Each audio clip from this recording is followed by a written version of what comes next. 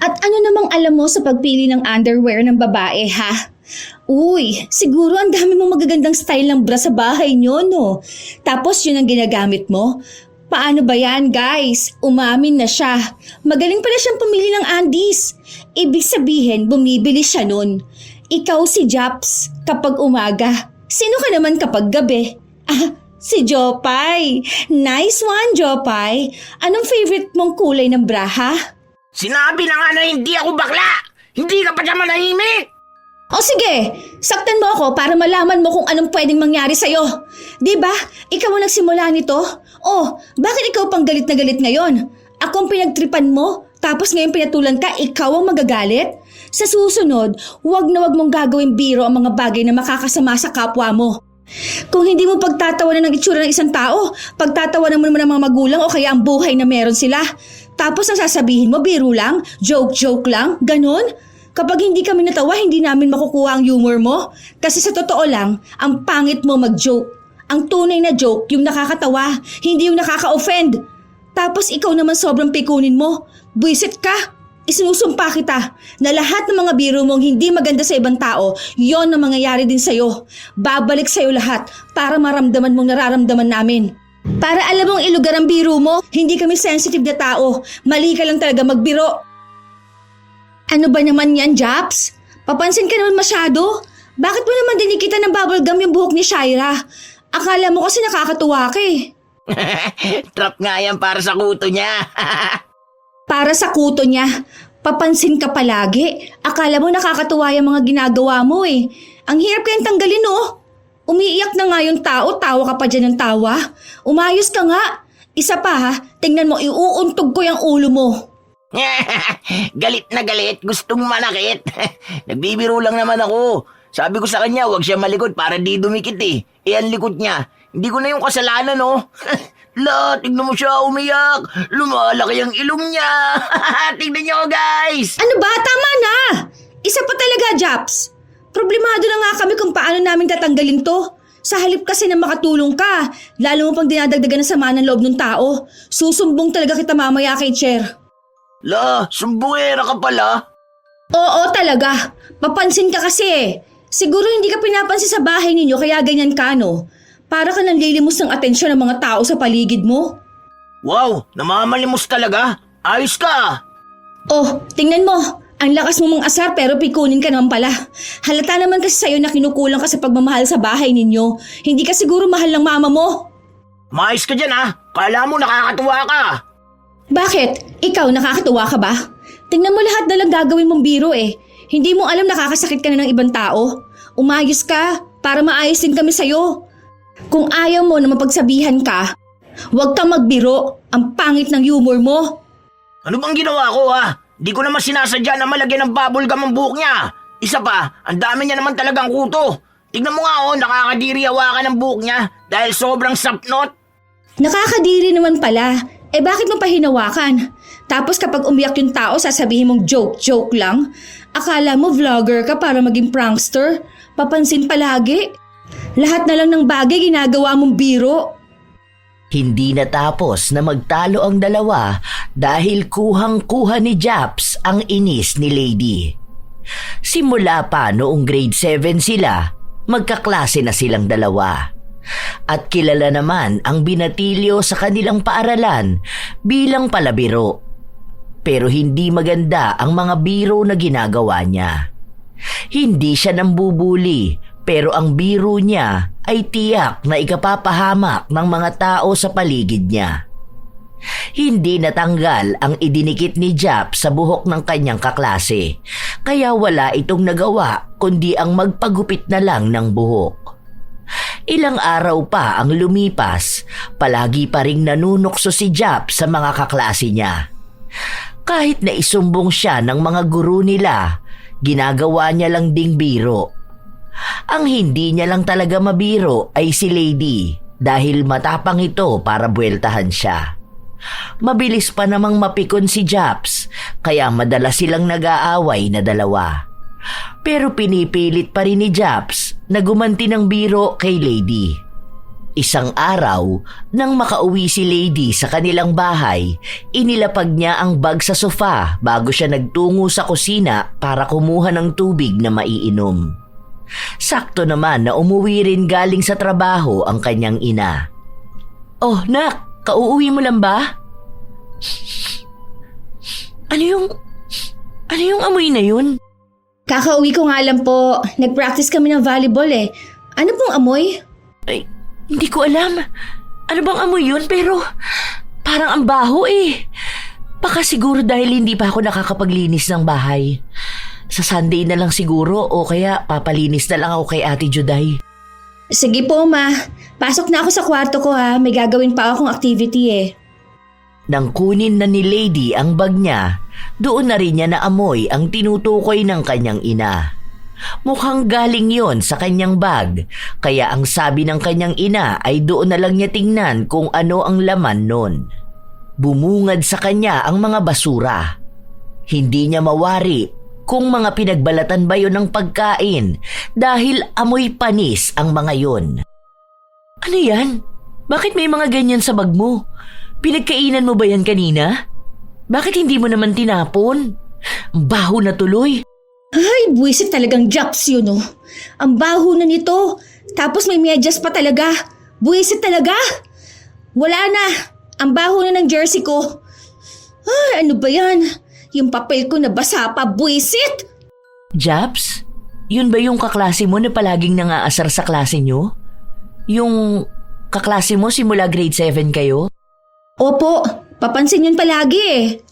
Eh bakit naman ganyan ang ugali ng batang yun? Hindi maganda ang inasta niya. Hindi po talaga maganda.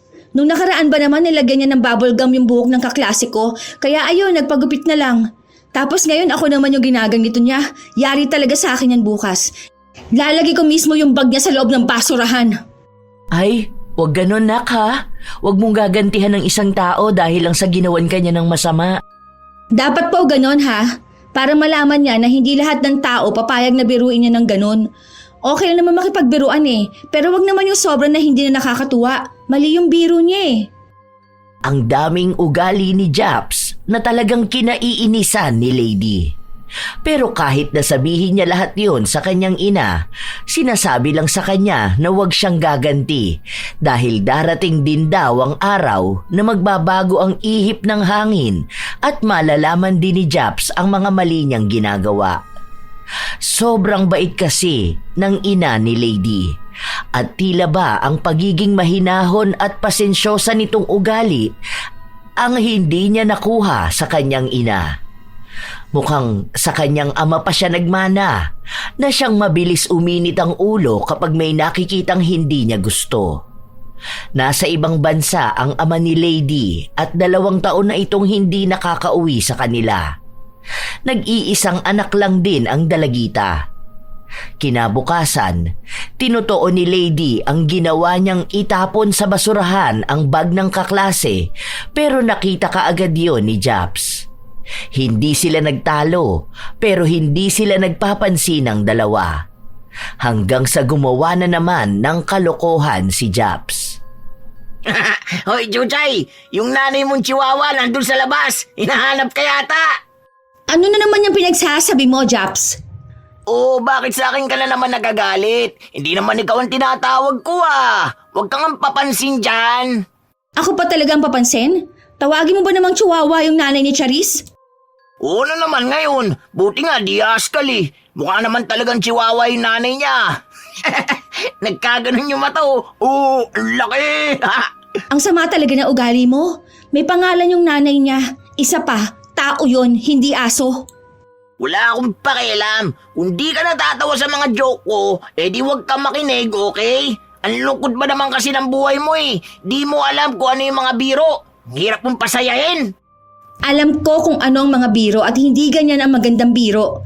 May mga joke naman na nakakatawa pero hindi yung makaka-offend ka ng tao dahil sa panlalait mong ganyan. Pati magulang ng tao, gagawan mo ng joke. Paano kung nanay mong tawagin mo kang aso, ha? Ay, ewan ko sa'yo. Di mo gets ang humor ko eh. Joke nga lang, pinapalala mo naman masyado. Di ka masayang maging friend. Ang bilis mong ma-offend. Pangit mo ka banding. Hindi na kumibo pa si Japs matapos niyang sabihin ang mga salita na yon. Kahit na anong saway sa kanya ni Lady, hindi niya ito pinapakinggan dahil alam niyang para sa kanya ay nakakatawa siya. May mga kaibigan din kasi siyang tumatawa sa mga biro niya, kaya ang akala niya ay tunay na nakakatawa ang mga sinasabi niya. Isang araw, paglabas nila sa isang silid-aralan, nawawala ang isang pares ng sapatos ng kaklase nila. Kailangan kasi nilang hubarin ang mga sapatos nila pagpasok sa loob sa kadahilan ng bawal marumihan ng sahig at para wala silang ibang maipasok na dumi. Nasaan daw yung sapatos ni Karel? Ilabas nyo na yun! Ganito na lang. Amuyin na lang natin isa-isa yung mga bag para kapag may naamoy tayong amoy daga, nasa kanya yung sapatos. Baw-baw ng paa ni Karel pag iintersan nyo pa yung sapatos niya. Ilabas nyo na yan, huy! Maawa naman kayo sa banlag! Alam ko ikaw nagtago nun, Japs. Ikaw lang naman gumagawa niyan sa amin eh. Ilabas mo na yon, kabibili nilang daw yun. Bayos ka! Ako na naman sinisisi mo. Di ko yung tinago Ano naman gagawin ko sa sapatos niya? Ang baho kaya nun. Ilabas mo na! Wala nga sa akin, di ko yung tatago no. Bahala kayo dyan, uwi na ako.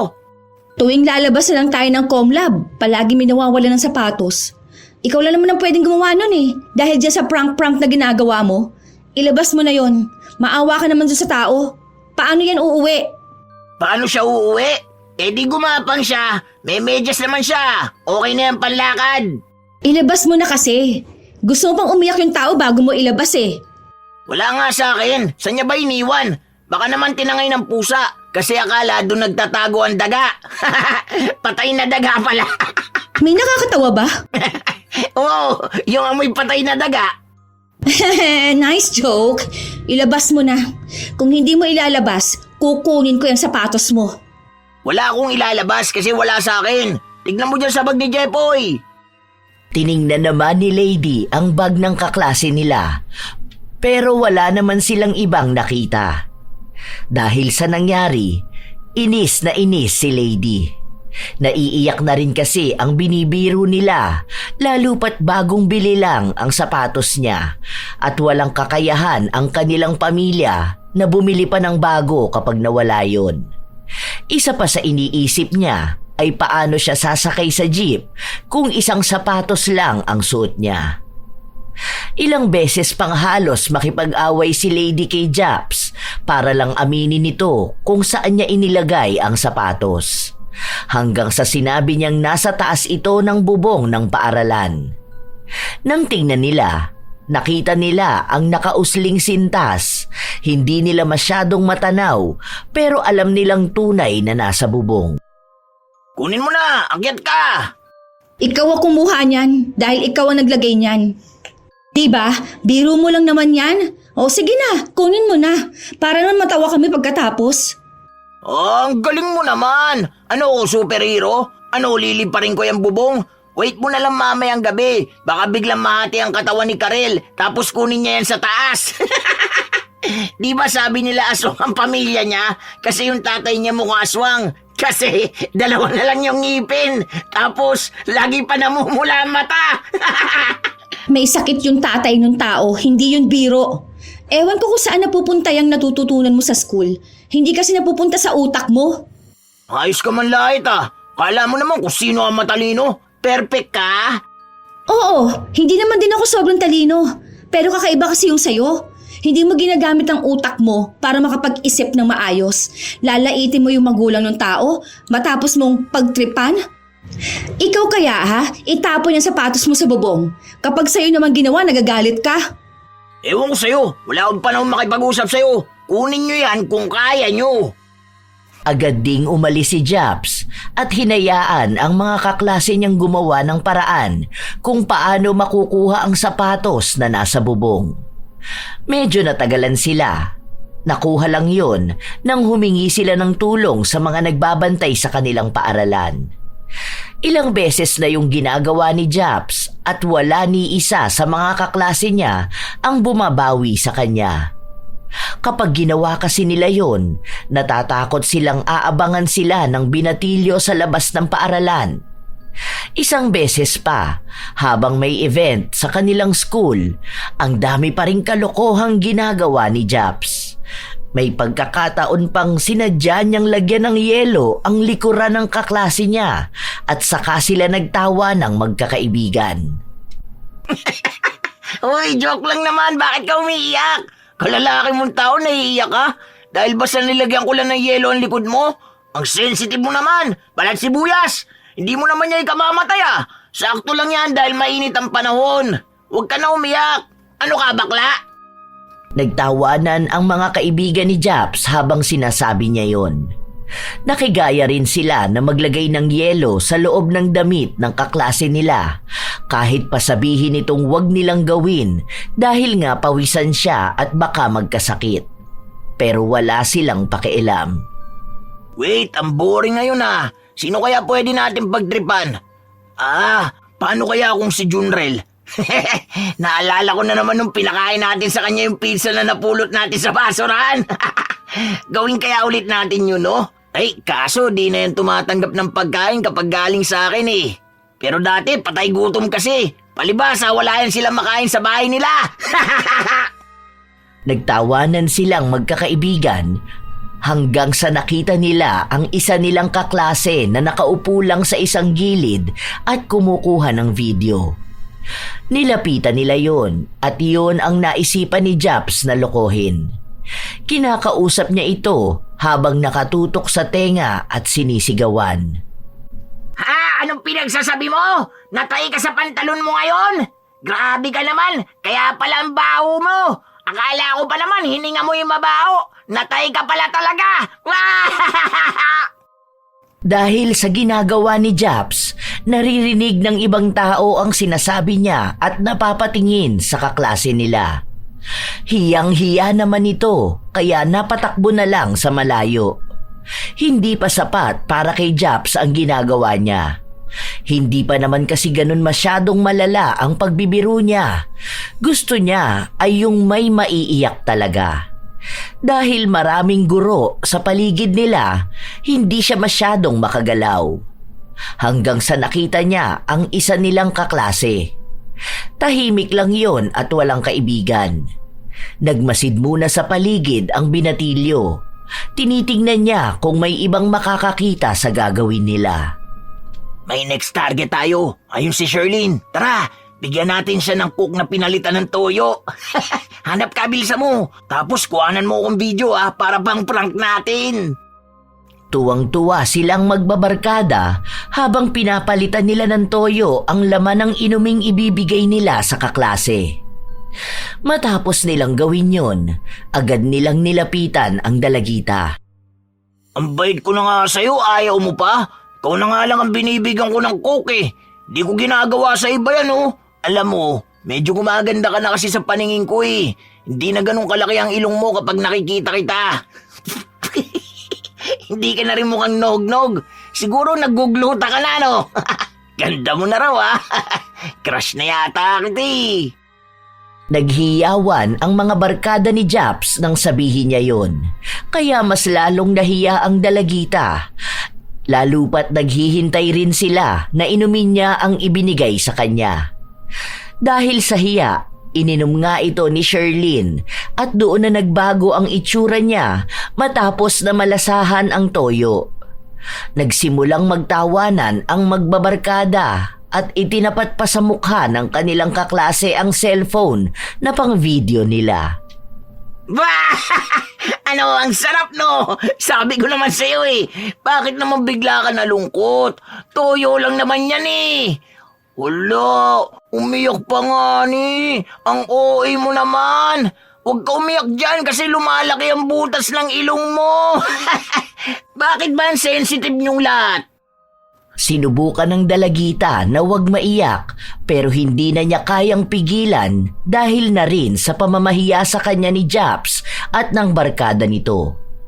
Yun na rin ang huling beses nilang nakita ang kaklase nilang yon dahil hindi na nagpatuloy sa pag-aaral si Sherlyn. Madalas kasi na nagiging tampulan siya ng tukso at kapag walang magawa si Japs, siya ang ginugulo nito. Mahiyain si Sherlyn at wala siyang kumpiyansa sa kanyang itsura na siyang pinupuntirya ng binatilyo. Upang maiwas na lang ang sarili sa kahihiyan at sama ng loob, hindi na lang siya pumasok sa klase. Ay, ang boring na naman ang araw ko. Wala na ako mapagtripan. Sayang talaga. Bakit kasi hindi na nag-aaral yung nog-nog na sabog ang ilong eh? Sino kayang pwede kong pagtripan dito? Hoy, Lot-Lot! Kulot na mukhang kulangot! Ano ba ang ingay mo? Hindi mo ba nakikita na may ginagawa kami rito? Bakit? Ikaw ba ang tinatawag ko, ha? Ikaw na ba ngayon si Lot-Lot Kulot? Hindi mo ba nakikita na kasama ko siyang gumagawa rito, ha? Saka ayusin mong pagtawag sa mga tao. May mga maayos silang pangalan. Paano kung tawagin ka naming Jebs? Tutal mukha ka namang tae. Si Jollibee talaga to eh, no? Pabida masyado. Aral-aral ka pang ganyan. Akala mo naman makakakuha ng award. Ikaw ang makakakuha ng award sa akin dahil buwisit na ako sa'yo. Eh di wow! Nye, nye, nye, nye, nye.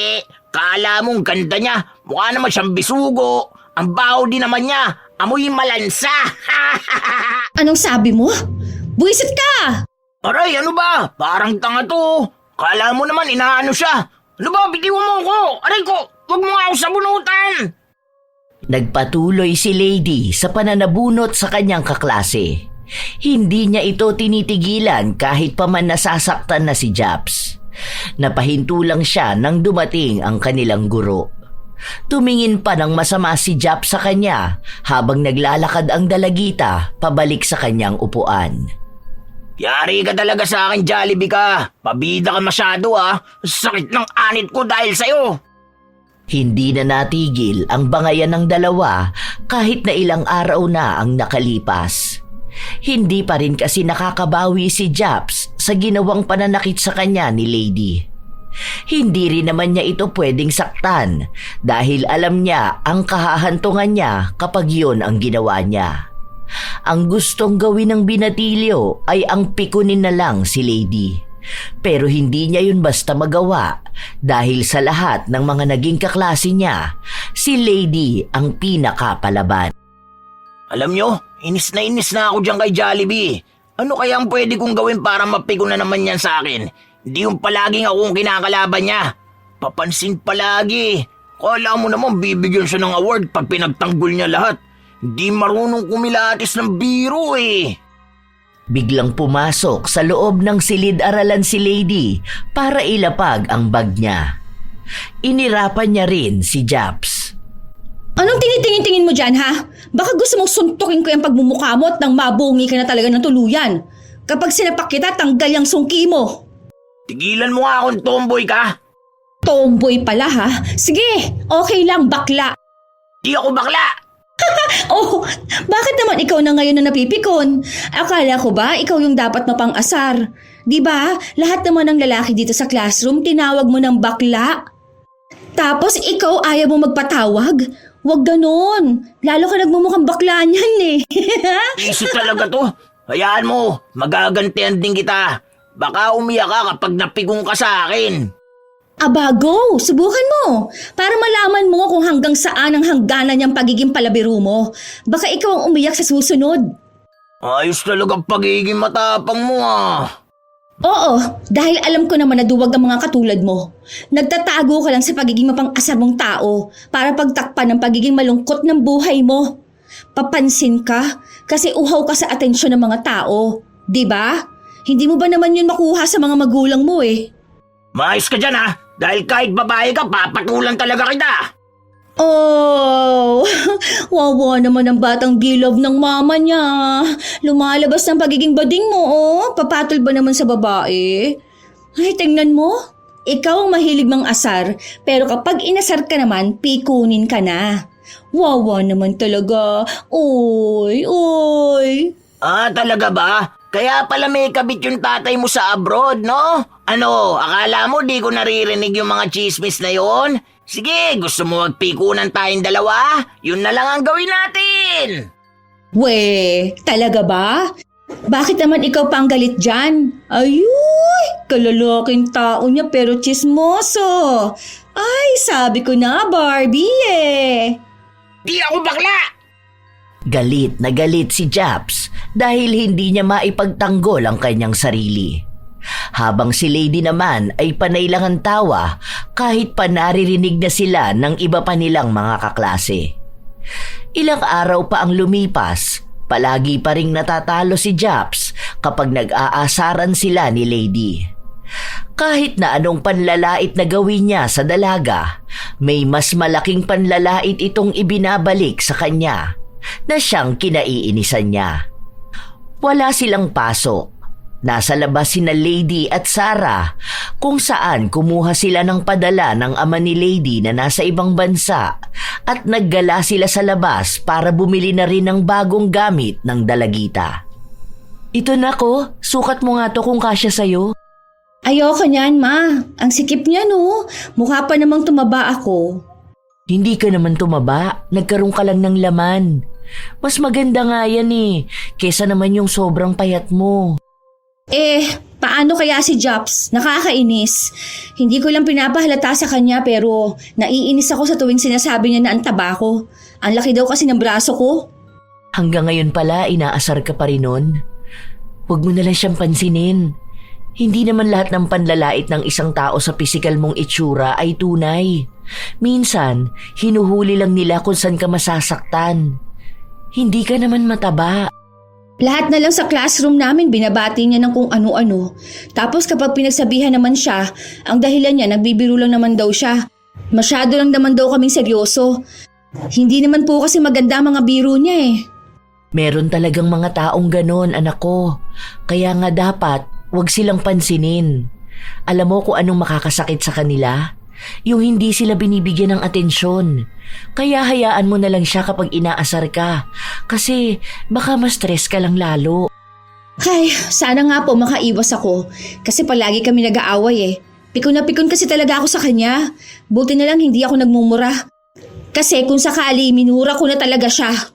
Nako, isa pa yan sa wag mong gagawin ha. Alam mo ang pagsasalita ng masasama sa kapwa mo, pwedeng magdulot ng kapahamakan nila. Alam mo yung hinihiling nung iba na mamatay na yung mga kaaway nila o kaya yung mga sumpa-sumpa na lumalabas sa bibig nila? Makapangyarihan kasi ang dila natin, kaya yung mga hinihiling natin pwede talaga yung magkatotoo. Paano kung masama ang hiniling mo sa kapwa mo, di ba? Paano naman kung deserve niya naman na mapahamak dahil masama din naman ang ugali niya? Katulad ni Jobs, ilang tao na napahamak niya May mga dati pa kaming kaklase na hindi na nag-aral dahil sa mga biro-biro niya na hindi naman nakakatuwa. Dapat sa kanya napaparusahan. Sa halip na humiling ng masama sa kanya, ang hilingin mo ay yung ikabubuti niya para ma-realize niya na mali ang mga ginagawa niya. Kaya nga pinagbabawalan kitang magsalita ng masama, di ba? Lalo na kapag galit na galit ka. Kasi alam mo, may mga tao na malalim ang koneksyon sa mga ninuno nila. Kaya kapag talagang hiniling nila yung isang bagay na mabigat sa puso nila, malaki ang chance na magkakatotoo yun. Oh, may ganyan po pala. Hindi rin kasi ako masyado nagpapaniwala sa mga ganyan Kaya sikapin mo na huwag kang magsasabi ng kahit na anong masama sa kapwa mo. Ha? Lalo pa kung hihiling ka ng masama sa kanya. Kahit na ano pang gawin niya sa'yo, ang hilingin mo na lang ay yung maisaayos ang kanyang pag-iisip para malaman niyang mali ang ginagawa niya. Sige po, subukan ko lang. Sana nga po kaya ko. Lalo na't inis na inis naman ako dun sa kaklase ko. Basta wag lang sana siyang gagawa ng kahit na anong masamang bagay na magpapagalit sa akin lalo. Minsan po kasi hindi ko masabi kung kaya ko bang pigilan ang sarili ko na makapagsalita ng masama Itinatak na lang ni Lady sa kanyang isipan ang payo sa kanya ng kanyang ina, lalo pat kilala niya rin ang kanyang sarili. Kapag naiinis siya, hindi na niya napipigilan na magsabi rin ng masama sa taong kaaway niya. Hindi naman pala away na tao si Lady. Sa katunayan ay marami siyang kaibigan. Sadyang nakakapagsalita lang siya ng masama kapag si Japs na ang kausap niya. Habang lumilipas ang mga linggo, palagi pa rin silang nagtatalo ni Japs hanggang sa narinig na naman niya itong may inaasar at nilalait na kaklase nila. Nakasakay sila sa jeep at may ibang tao roon, kaya mas lalong nakakaramdam ng hiya ang kaklase nilang binibiro ng binatilyo. Wala ka talagang pinipiling lugar para mangasar, ano? Huwag ka nga makisali dyan, Tabachoy. Tignan mo nga yung uniform mo, hindi nakasya sa'yo. Kakalamon mo kasi yan eh. Kasi kami may pagkain, di ba? Hindi tulad mo, mukha kang kalansay. Okay lang, at least ako lalaki. Ang pangit kaya sa mga babaeng tingnan kapag mataba sila. Mukha kayong mga baboy na nakawala sa kulungan. Tapos nakisakay sa jeep. Saka di naman ikaw ay naasar ko, di ba? Nagpapalibre lang naman ako kay Casey dahil mukhang nakasahod na siya sa bakery. Kamukha niya kasi yung tindera dun sa gilid ng school. At ano namang nakakatawa sa tindera ng bakery, ha? Marangal na trabaho yun. Nung nakaraan, sinabihan mo siyang mukha siyang caretaker. Dahil lang sa lukot ang suot niyang damit. Ang daming mararangal na trabaho ng tao lang nilalait mo. Akala mo naman kalait-lait maging tindera, maging caretaker o maging tagawalis sa kalsada. Mas kalait-lait pa nga yung mukha mo at yung ugali mo. Lo, bidang saya na naman siya. Nakakatawa naman talaga kapag tinatawag na tindera sa bakery. Ibig sabihin nun, cheap ang mukha. Talaga naman mukha siyang caretaker minsan kasi papasok siya sa school na hindi na plancha yung uniform niya. O kaya gulo-gulo ang buhok niya. Sa bagay, kulot naman kasi yung buhok niya Ang nog-nog niya pa. Tapos sungki na nga ang ngipin, bungi pa'y nasa ibaba. Sino di matatawa kapag nakakakita ng ganyan tao? Mukha siyang vampira na bungi. Pwes kami, hindi kami natatawa sa ganyan. Pamamayayang ginagawa mo sa kanya. Ang daming tao rito sa jeep, Kayo lang na mga chip mong tropang natatawa sa mga pagbibiro mong ganyan. Hindi yan biro, panlalait yan. May malaki bang magbabago sa'yo kung puputi siya, ha? Kung aayos ang ngipin niya? Kahit matinong tao, hahanapan mo ng biro La, galit na naman ang person. Pansinin mo si Jollibee, baka mas lalo yan magalit. Siguro nagsiselos ka kapag nilalait kong iba, no? Sabi ko na nga ba, crush mo ko Lo, crush ako ni Jollibee. Ayoko sa babaeng bonjing. Mas nakakadiri ka naman, no? Hindi kita gusto. Alam mo, feeling ko, wala na magbabago dyan sa pag-uugali mo. Ang sama mong tao. We, bakit naman napipi ko na yan? Akala ko ba strong ka? Bakit naman galit na yan? Yung ilong ni Jollibee umuusok ko. Piko na yan. Bawi na lang next life. Oo, babawi ako next life. Kasi next life, magiging ipis ka. Talagang aapakan kita ng paulit-ulit, buisit ka. Tawa lang ng tawa si Japs habang nakikita niya kung paano magalit si Lady. Pakiramdam niya ay siya naman ang panalo sa mga sandali na yon. Kinabukasan, maaga siyang pumasok dahil gusto niyang umisip ng paraan kung paano niya pa mas lalong gagalitin si Lady. Hanggang sa naabutan niya ang bag ng dalagita sa loob ng kanilang silid-aralan. May iilang bag doon, pero alam niya kung alin ang kay Lady. Agad siyang lumapit doon at binuksan yon. Noong una, balak niyang lagyan ulit ng basura, pero nagawa na niya yon kaya ayaw na niyang ulitin. Siguro nag-practice yun ng volleyball. Ay, may extra na damit yun dito Ayun, kita ko na. Yari ka sa akin. Kulay pink panty mo Sabit ko to rito sa taas ng board. Tawang-tawa si Japs habang ginagawa niya ang plano niya. Dinikitan niya pa ito ng sulat na para bang nawawalang bagay yun. Matapos niyang gawin ang kalokohan, sinagad niya pa ang inis na makukuha ni Lady. Binuhusan niya ng suka ang damit na pamalit ng dalaga para wala itong maipambihis mamaya. Matapos nun ay lumabas na siya ng silid-aralan para hindi siya makita ng dalagita kapag bumalik ito upang kunin ang pambihis niya. Ilang sandali pa, nang malapit na ang oras ng klase nila, natatawa ang binatilyong ikinukwento sa mga kaibigan niya ang ginawa niya. Nasa tapat pa lang sila ng pinto, ramdam na niyang may kaguluhan sa loob. Anong nangyayari? Bakit nangiingay nyo, ha? Walang hiya ka! Buisit ka talaga! Ops, huwag mo ko lalapitan. Ano, mananakit ka na naman. Inaano ba kita? Inaano? Alam ko ikaw ang nagsabit ng panty at bra ko sa taas ng board. Hindi ka pa natuwa. Binuhusan mo pa ng suka at ang pamalit kong damit. Uy, bawal yung ginagawa mo na ng bibintang ka, ha? Hindi ko binuhusan yan. Baka kasi maasim na yan kasi nga, amoy maasim ka rin, di ba? Alam kong ikaw ang may kagagawa nito. Buisit ka talaga. Ano ba mapapala mo kapag pinagtatawanan mong ganito ang mga tao? Nagiging masaya ako. Bakit naman kasi kulay pink ang panty mo? Tapos floral pa ang bra mo? Nakita mo na? First time mo bang makakita ng bra at panty, ha?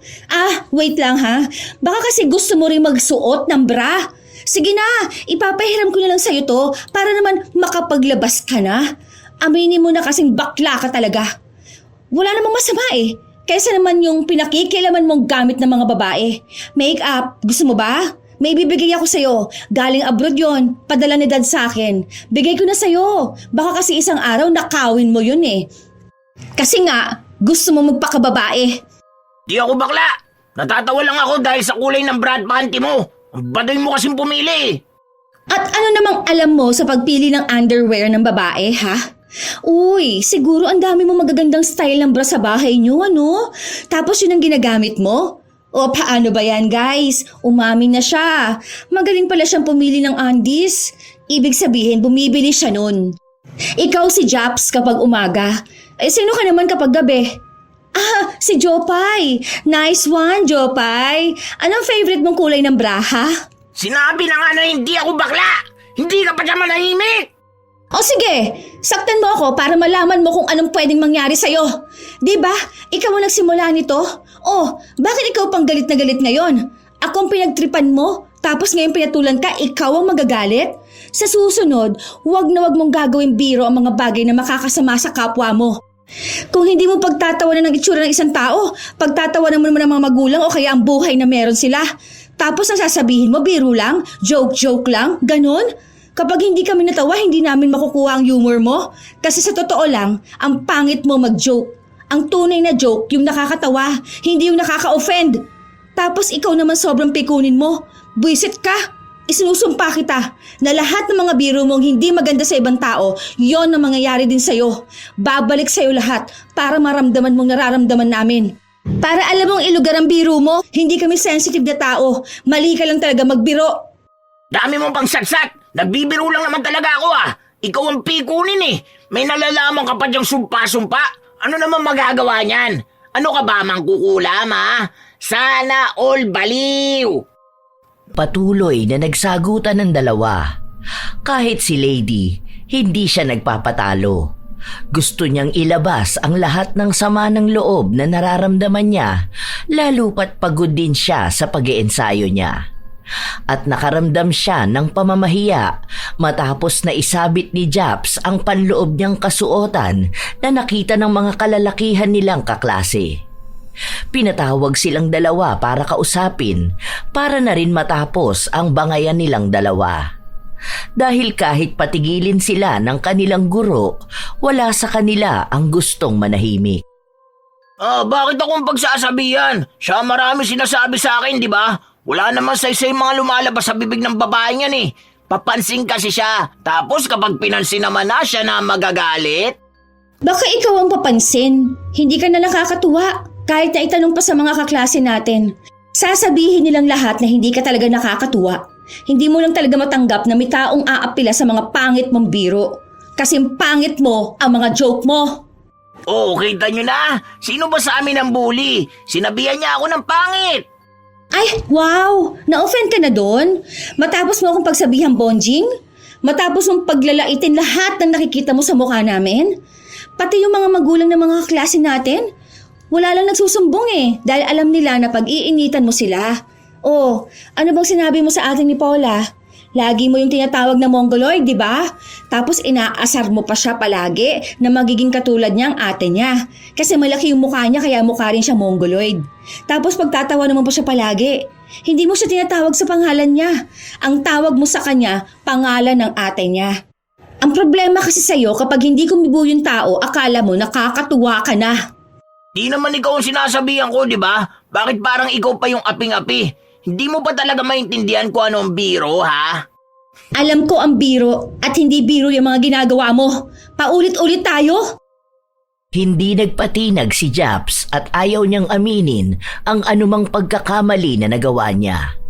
Para kasi sa kanya, siya pa rin ang tama at gumagawa lang ng paraan si Lady para maging nakakainis sa iba ang biro niya. Sa huli, parehas silang pinagsabihan at sa oras na magkaroon ulit ng kaguluhan sa kanilang silid-aralan, ipapatawag na ang mga magulang nila.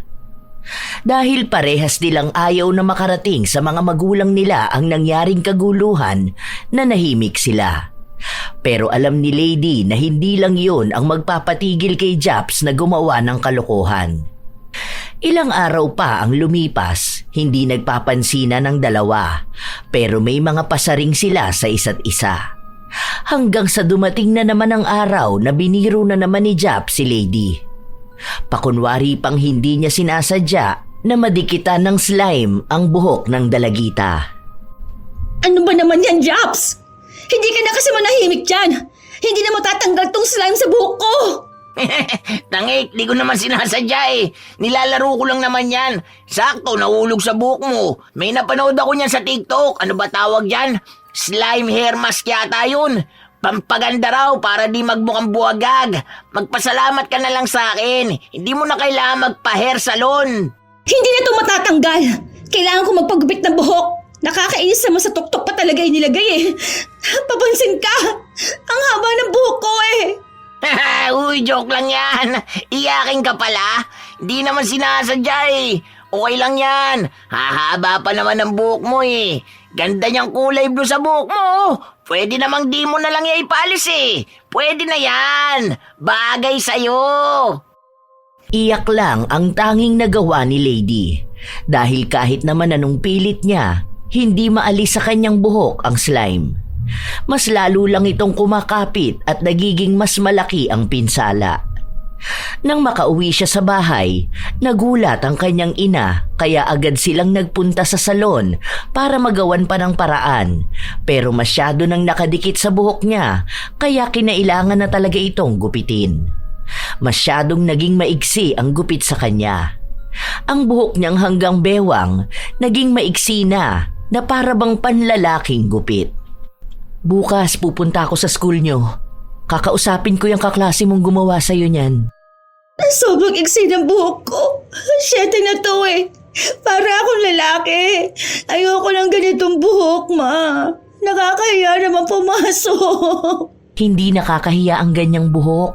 Hahaba pa rin naman yan. Ang hindi magandang tingnan ay ang ginagawa ng kaklase mo. Hindi dapat ganun ang ugali ng isang bata. Ipapatawag ko rin yung nanay nun sa school para makausap ko. May laban pa naman kami ng volleyball. Bala ko pa naman magpatirintas ng buhok tapos ganito lang mangyayari. Alagang-alaga pa naman ako sa buhok ko. Nakakainis talagang Japs yun. Makakaganti rin ako sa kanya. Sana makalbo siya. Ay, di ba sabi ko huwag kang magsasalita ng ganyan sa kapwa mo? Masama yan na humihiling ka ng ganyan. Paano naman po kasi ako hindi hihiling? Nakakasama ba naman ng loob? Ilang taon ko inalagaan ang buhok ko. Tapos masisira lang dahil sa kagagawa ng bully na yon. Buhok ko to eh. Iba na to. Ang lalanan niya. Dapat sa kanya napaparusahan. Halos ayaw na ni Lady pumasok sa paaralan dahil na rin sa itsura ng kanyang buhok. Inaasahan na niya na kapag nakita siya ni Japs, tatawanan siya nito at magiging simula na naman para sa bagong panunukso sa kanya. Wow, ayos ah! Bagong gupit si Vegeta! Tapos nagpakulay ka na rin para mas bagay sa'yo! Talagang natuwa ka pa na ganito kaigsi ang buhok ko? Baka bukas, bigla kang pumasok na kalbo ka na. Hindi ako sanay na makita kang ganyan. Nakakatawa yung tsura mo eh. Mukha kang tomboy na naka-lipstick. Ang pangit mo pala kapag di mahaba ang buhok mo, no? Pero at least medyo okay kang tignan kasi nakikita na may leeg ka rin pala. Pero nakakatawa talaga yung tsura mo. Habang inaasar ng binatilyo si Lady, pinatawag naman siya sa opisina ng principal. Nang makarating siya roon, nakita niya ang kanyang ina at ang nanay ni Lady. Hindi na niya tinanong kung anong dahilan dahil alam na niya kung bakit siya pinatawag. Hindi po, bali nag-aarutan kasi kami noon. Kaso, bigla naman nadikit sa ulo niya yung slime. Nagbibiruan lang kami noon nung una eh. Kasi nga po, may nakita kami sa TikTok na gumagawa ng slime hair mask. So ayun, di ko rin naman alam na di na yun matatanggal. Palagi kasing nagsusumbong sa akin ang anak ko na inaasar mo siya. Hindi lang siya, pati yung mga kaklase mo. Tapos kanina napag-usapan namin na kagagaling nyo lang pala rito dahil nag-away kayong dalawa. Sana naman wag mong panatilihin ang ganyang ugali mo kasi hindi yan maganda sa totoo lang. Minsan kailangan mong ilugar ang biro mo. Joke nga lang yun, di ba? Masyado naman kasi kayong mga seryoso. Wala na akong ibang sasabihin pa dahil kayo na ng nanay mo ang dapat na mag-usap. Dahil siya talaga ang unang magdidisiplina sa'yo. Nang umalis si Sarah, pinagalitan si Japs ng kanyang ina. Halos gusto na siyang murahin ito at saktan. Mabuti na lang at kaharap nila ang principal. Pero pinagsabihan siya ng ina na mananagot siya kapag nakauwi na sila. Naantala kasi ang trabaho nito para lang pumunta sa paaralan at ang bubungad lang sa kanya ay ang kalokohan na ginawa ng kanyang anak. Pagbalik ni Jap sa loob ng kanilang silid-aralan, baka sa kanyang mukha na naiinis siya. Siguro nakausap ka na ng magulang mo, no? Pinagalitan ka ba dahil sa mga katarantaduhang pinaggagawa mo? Masaya ka pa talaga, no? Sumbongera ka pala talaga eh. Ang tanda mo na pero asa ka pa rin sa mama mo na pupunta rito sa school. Wow! Kaya naman pala pati mama mo nasa school din, di ba? Mas nakakahiya naman yung sayo. Pinatawag ang mama mo dahil sa pagiging tarantado ng anak niya. Oh, hindi ka na makapagsalita, di ba? Kasi nakaabot na talaga sa mama mo yung mga biro mo na hindi nakakatuwa. At isa pa, ano ba yung poknat sa buhok mo? Ganti na ba yan dahil sa ginawa mo sa akin? Ha? Anong poknat? Wala akong poknat ha? Tingnan mo ang itsura mo, oh. Ano yan? Tiningnan ni Japs ang itsura niya kung saan nakita niya na may mga tapyas ang buhok niya at nakakahiya yung tingnan. Hindi niya alam kung paano yun nangyari dahil wala namang gumupit ng buhok niya. Sa tuwing hahawakan niya ang ulo niya, nalalagas ang kanyang buhok. Dahil sa nangyari, kinailangan niyang magpakalbo. Pagpasok niya kinabukasan, siya naman ang pinagtawanan. Uy! Aga mo pumasok, Mr. Clean! Ayos yan ha. Ang kinis at ang kintab ng ulo mo. Pwede kami manalamin dyan. Uy, wag ka dyan umupo dahil baka matamaan ka ng sinag ng araw mamaya. Nakakasilaw pa naman ang ulo mo. Haha, nakakatawa. Yan ang tunay na joke. Yan naman ang gusto mo, di ba? Tingnan mo, ngayon sa tuwing makikita ka namin, matatawa na kami kasi nga, kalbo ka. Inis na inis si Japs dahil sa mga sinabi sa kanya ni Lady. Ang iba naman nilang mga kaklase ay nakitawan na rin. Kahit na anong gawin ng binatilyo, siya na ang naging sentro ng katatawanan. Hindi niya yun matanggap, kaya patuloy niyang pinapalakas ang loob sa pamamagitan ng panlalait sa iba pa niyang mga kaklase. Ilang araw ang lumipas kung ano-anong nangyayari kay Japs. May pagkakataon pang sinulatan niya sa mukha ang kaklase niyang natutulog at kinabukasan may marka ang mukha niya. Bakat na namumula at hindi mawari kung paano niya yun nakuha. Si Lady naman ang gumagawa ng paraan para maging dahilan yon ng panunukso sa kanya. Pwede ba manahimik ka na? Hindi na nakakatawa yung pangasar mo sa akin ha? Akala mo kasi palagi nakikipagbiron sa inyo eh. Bakit ka naman nagagalit? Ngayon, yung linya ko na ang ginagamit mo? Akala ko ba lahat na lang joke para sa'yo? Ngayong nakikitawa na kami sa humor mo, magagalit ka naman na. Hoy, wag ganun. Dapat bawal ang sensitive na tao. Nakikita mo na nga naman nangyayari sa akin eh. Siguro kagagawan mo to, no? Baka mangkukulam ka. Wow, napagkamalan pa ako mangkukulam. Kung kukulamin man kita, hindi lang yan ang mapapala mo sa akin. Gusto sana kitang gawing kuto para ilang beses kitang titirisin dahil inis na inis ako sa'yo. Karma mo na yan. Deserve mong magkaganyan, ano? Dahil kapag may mga taong nasa paligid mo, tapos may kakaibang kapansanan, pinagtatawanan mo at ginagawa mong biro. Ngayon, ikaw na ang nagkakaroon ng kakaibang sakit. Ikaw naman ang nagiging biro. Damahin mo yan para naman malaman mong hindi lahat ng bagay nakakatawa. Para maramdaman mo rin yung nararamdaman nila, no? Ngayon mo sabihin na sensitive sila. Duh! Deserve na deserve. Sana ikaw rin magkaganito dahil sa panunukso mo sa akin. Ay, no. Hindi yan mangyayari sa akin. Kasi hindi naman ako tulad mo. Hindi ko ginagawang biro yung mga seryosong bagay. Ikaw lang ang ginagawa kong biro. Kasi nakakatawa ka na ngayon. Pikon na pikon si Japs sa mga salitang sinasabi ng kanyang kaklase. Ilang araw pa ang lumipas, walang nagbabago sa kalagayan ng binatilyo. Kahit na nasa labas sila ng paaralan, nagiging tampulan siya ng tukso. Ginagawa siyang katatawanan ng mga tambay malapit sa kanila. Noon, siya ang gumagawa noon at kung sino-sino na lang ang pinagtatawanan niya. Wala siyang pakialam kung may sakit ba o wala. Mapabata man o matanda, kapag gusto niyang lokohin ay niloloko niya. Ngayon, bumaliktad na ang lahat. Siya na ang nakakaranas nun. Nahihiya na siyang lumabas ng bahay nila o pumasok man lang sa paaralan. Pakiramdam niya kasi, bawat taong makakakita sa kanya, huhusgahan lang siya. Pero kahit na ganon, hindi niya pa rin inaalis sa kanyang sarili na manlait at pagtawanan ng ibang tao, kahit pa man malala na ang nangyayari sa kanya. Naikwento rin ni Lady sa kanyang ina ang kakaibang nangyayari kay Japs. Baka naman may isa siyang nabiro na hindi natuwa sa kanya, tapos yun ang nagpakulam sa kanya. Posible naman yun dahil ang daming galit sa kanya eh. Ewan ko po sa kanya. Tapos ako ang sinisisi niya. Mukha ba ako mangkukulam? Saka ang sabi ko sa kanya na deserve naman talaga niya yung ganun. Kasi sama ba naman ang ugali niya? Para naman po ma-feel niya na na-feel ng mga nilalait at binibiro niya, di ba? Huwag mo sabihin sa akin na ginagaya mo na siya. Hala, hindi po ah. Siya lang ang binibiro at tinutokso ko. Wala nang iba.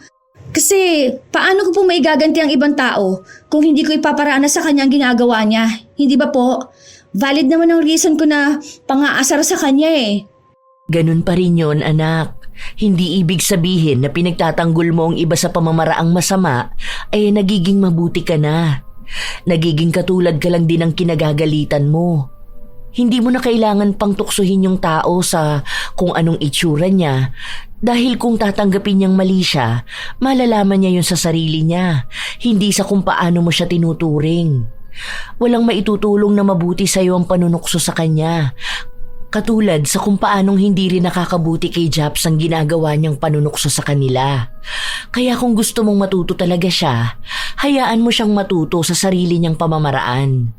Simula ngayon, hindi mo na siya tutuksohin, ha? Grabe naman po yung pinag-aagawa niyo sa akin, ma. Masyado naman po kayo mabait dyan.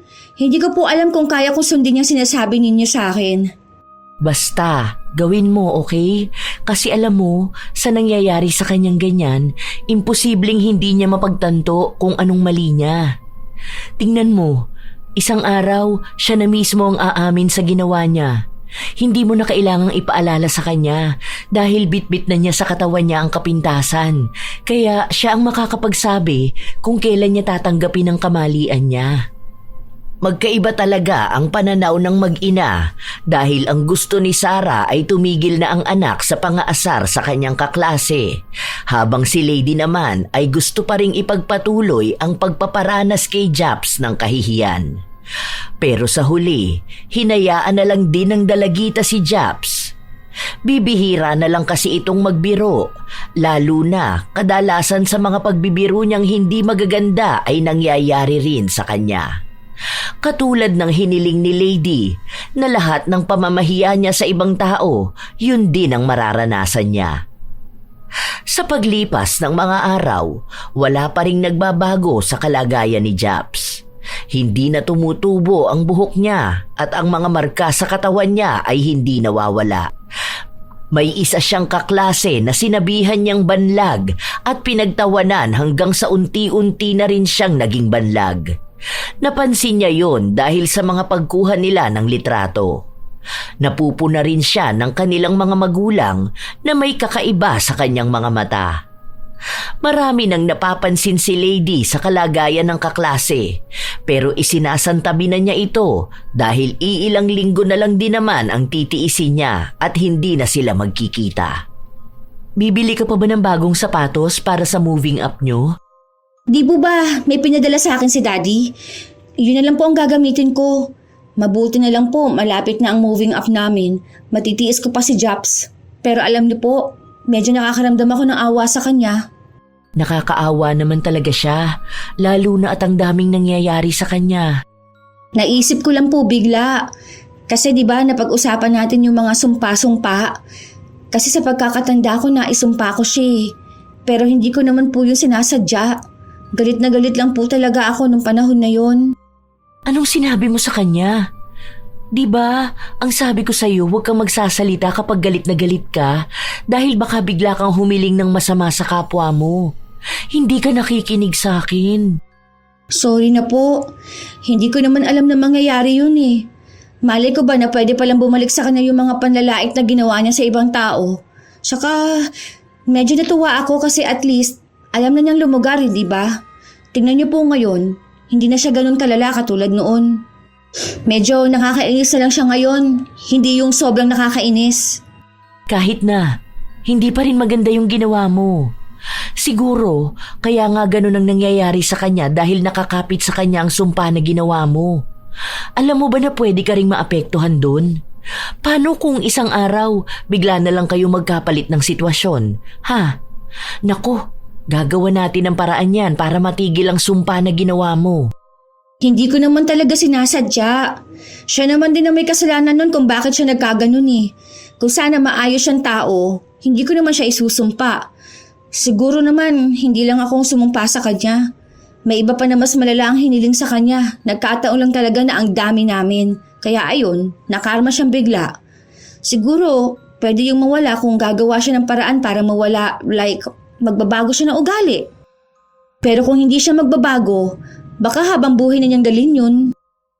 Simula nang mapagtanto ni Lady na siya ang naging dahilan ng nangyayari kay Japs, hindi na niya alam kung kakausapin pa ba niya ang kaklase at pagsasabihan ito o hahayaan na lang dahil hindi na rin naman sila magkikita pa pagkatapos ng moving up nila.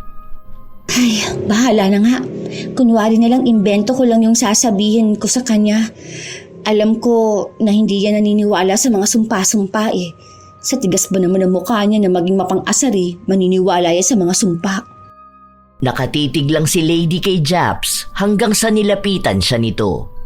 Parehas silang nakakaramdam ng inis sa isa't isa. Ayaw pa naman ni Japs nang tinitingnan siya habang ayaw ni Lady na umaaligid sa kanya ang binatilyo. Anong problema mo, ha? Ang sama pa rin ng ugali mo, no? Hindi ka na ba talaga magbabago? Ano bang pagbabago gusto mong gawin ko, ha? Gusto mo ako mag-transform at maging si Bumblebee?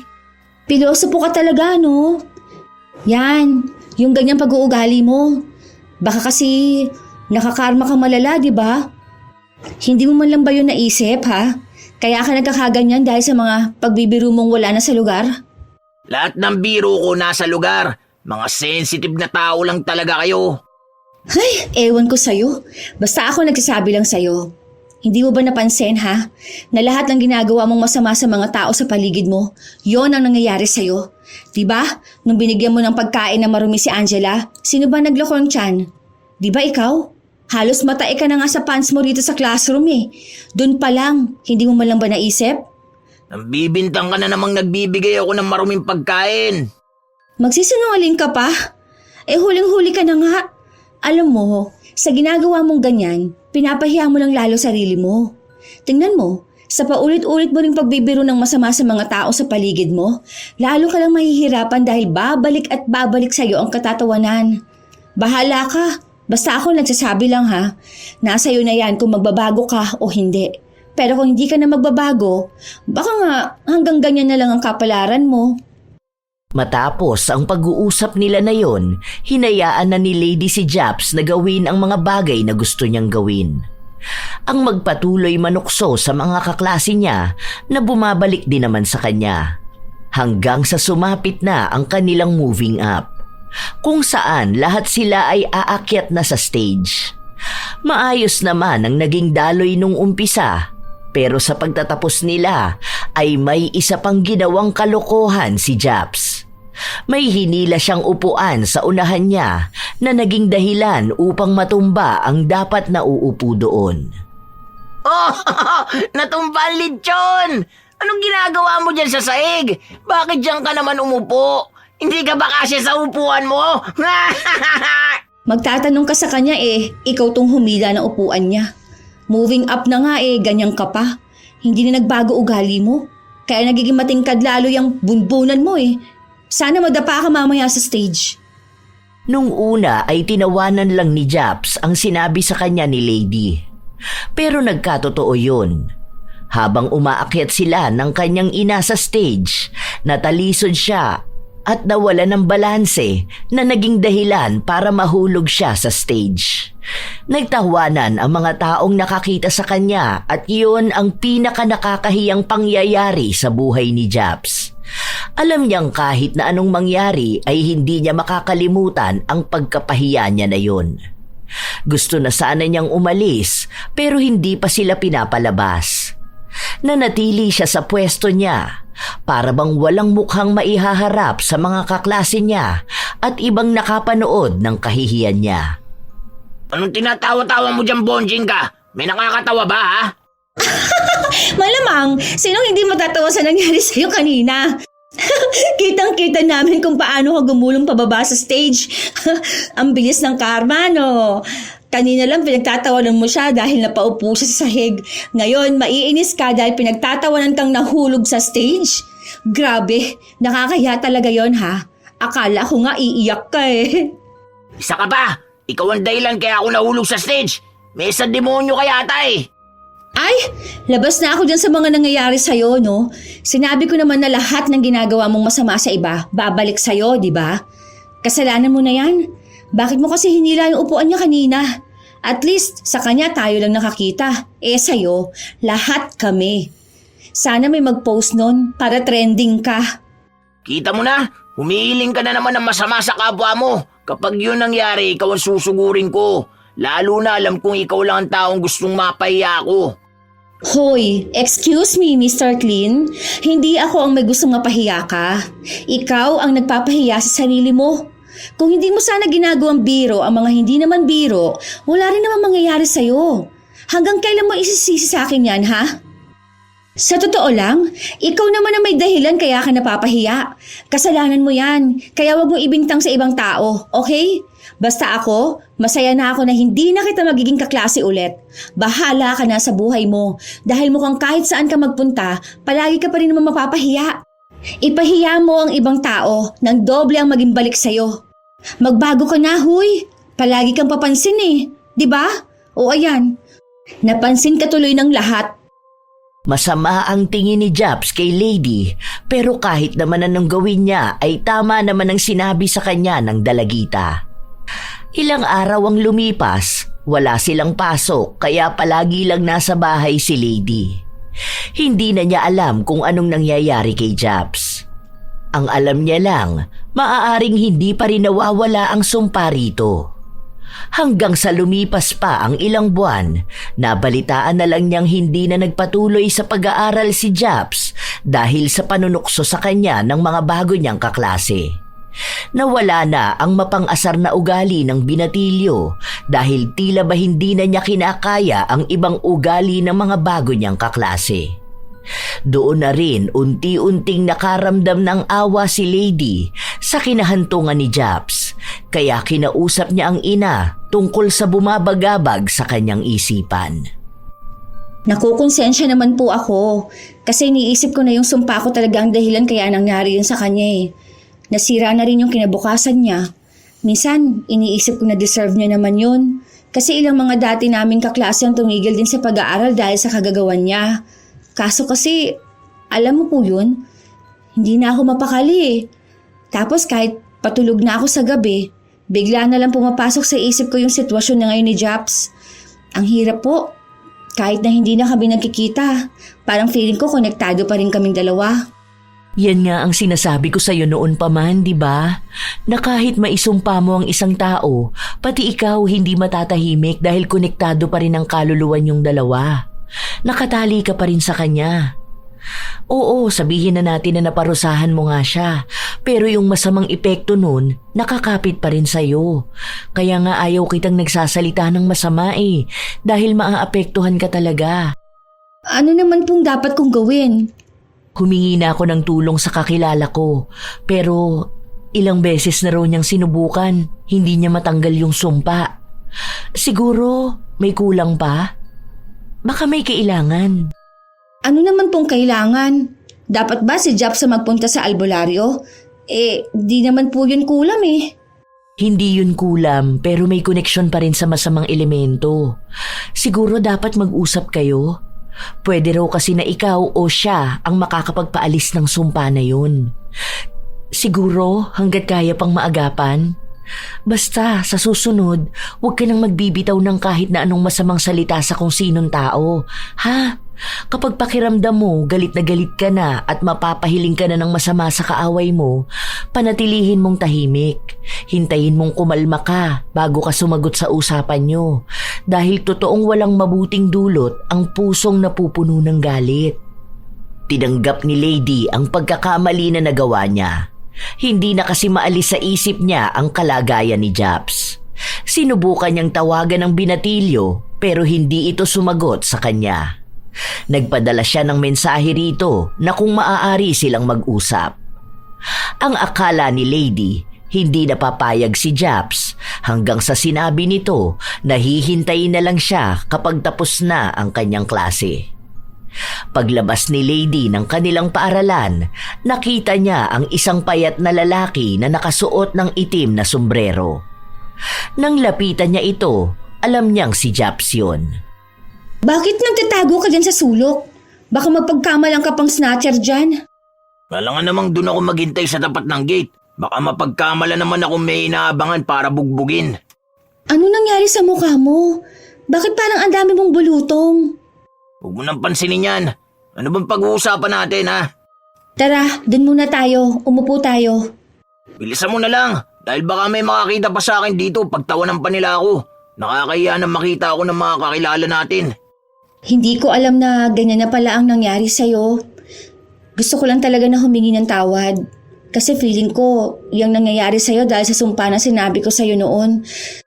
Na sa tuwing magsasabi ka o gagawa ka ng ikapapahamak ng ibang tao, yun ang mangyayari sa'yo. Hindi ko naman alam na pwede pala magkatotoo yung ganun eh. Sorry ha. Ako nga dapat mag-sorry sa inyo eh. Kaso, di ko lang nagawa dahil iniisip ko na baka magmukha akong lalong katawa-tawa eh. Dahil alam nyo naman na hindi ko ugali na umamin ng kasalanan ko. Kaya kahit na alam kong mali, dinadahilan ko na lang na biro lahat yun. Kahit na nakakasakit na ako ng kapwa ko. Pero uli na siguro lahat para sa akin oh. Ang dami kong pagsisisi sa buhay ko. Kasi tama naman yung sinabi mo sa akin eh. Na dapat hindi nakaka-open ang mga biro ko. Ngayon ko mas naramdaman yung mga mali kong ugali nun. Totoo pala talaga na nakakasakit laitin. Kahit pa sabihin na biro lang yun. May mga hangganan pala ang pagbibiro. Di kasama dun ang makapanakit ng kapwa at ang panlalait sa pisikal na kaanyuan nila. Alam mo ba na gabi-gabi kong iniisip yun? Kung iisa-isahin ko, ang dami nilang nasaktan ko eh. Ang dami nyo. Kasama ka na kasi ilang beses na kita nakaaway simula pa nung grade 7 tayo. Sorry ha. Sorry sa inyo. Kahit na hindi ko yun masabi sa kanila. Hindi ko rin alam kung anong pwedeng gawin para matigil na yung nangyayari sa'yo. Ngayon nga kausap na kita, nakita ko na ang laki talaga ng pagbabago mo. Nag-mature ka na ngayon. Nakikita mo na ang mga mali mong ginawa. Hindi ko na iniisip kung maalis pa tong nangyayari sa akin. Ang ginagawa ko na lang ngayon, pinapalakas ko na lang ang loob ko para sa susunod kaya kong harapin yung mga taong nanlalait sa akin. Sa kanila ko nakikita yung dati kong ugali. Natuto pala talaga nakakaasar. Yung kagustuhan ko magbiro, maling biro ang nagagawa. Sana gumaling ka na. Sana maging maayos ka. Palagi kitang ipagpipray kay God na maging maayos ka na. Dahil alam ko naman na totoo yung pagbabago na gusto mo. Salamat, lady. Palagi rin ako nagdarasal na umayos na ako. Kay God ako nagsusorry. At sinasabi ko na siya na lang ang magpaabot ng sorry ko sa mga taong nagawa ko ng masama. Kung aayos pa ako, edi okay. Kung hindi na, gagawa na lang ako ng paraan para tanggapin to. Magaan sa kalooban nila ang patawaran at ang pag-uusap na yon. Patuloy rin na nagdarasal si Lady na mawala na ang sumpa na ipinataw niya kay Japs. Hindi niya sigurado kung paano niya yun mababawi, pero alam niya lang mas makapangyarihan pa rin ang panalangin kaysa sa masamang salita na nasabi niya noon. Sa paglipas ng panahon, unti-unti ring umayos ang kalagayan ni Japs. Taon ang inabot bago siya tuluyang naging maayos. Dahil sa kakaibang bagay na naranasan niya, nagbago ang ugali niya. Hindi na siya ang mapang-asar na tao na hindi iniisip kung nakakasakit ba siya ng kapwa niya. Naging kalaban na rin siya ng mga taong mapanglait. Nagpatuloy siya sa buhay niya at ang dating kaaway niyang si Lady ay naging kaibigan niya. Minsan, kapag nag-uusap sila, hindi nila maiwasan na banggitin ang nangyari noon. Naging katatawanan na lang sa kanila ang pagbagsak ni Japs sa stage at ang pagpapagupit ng buhok ni Lady dahil sa slime. Naging maayos na rin ang pagbibiro ng binata. Hindi na rin niya dinadamay ang pisikal na anyo ng kabiruan niya.